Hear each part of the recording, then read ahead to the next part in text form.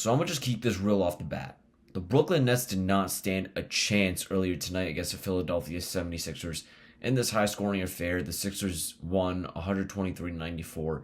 Part of this was due to the amount of injuries, and I'm not even going to try to remember it, so there's too many, so I'm going to read it off to you guys. The Sixers had, I'm going to name the notable players, there's way too many, but Jared McCain was out. He's getting meniscus surgery, and Kelly Oubre Jr. is also out.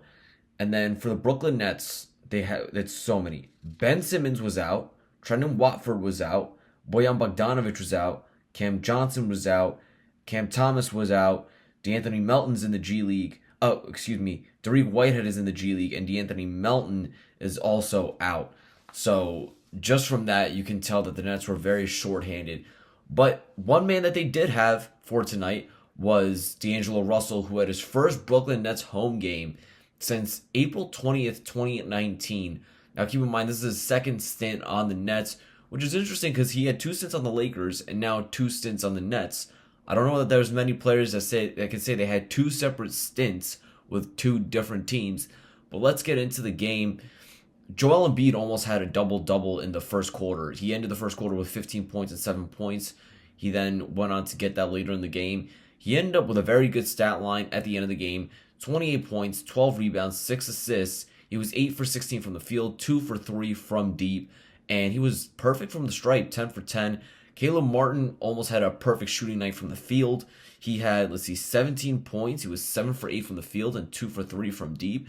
So also a great game for him. And then Tyrese Maxey, Paul George, and Justin Edwards, they all scored in double figures to add on to that, which is how they came out to 123 points. For the Nets, not really much going. They had a lot of trouble as they have had, throughout the season getting some offense in. But the one bright spot I will say was Ziaire Williams. He had a pretty good scoring night. 19 points for him, 6 for 9 from the field, 4 for 6 from 3. He's young. He's got room for development.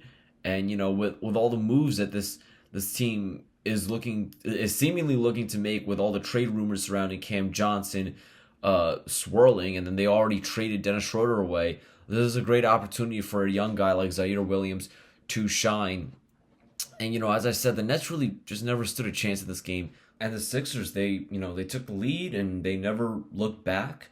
And I think this is going to be a very important experience for the Sixers to have as a group together, because for a large part of, or at least a significant part, you could say, of the season, they haven't had all their stars playing at the same time.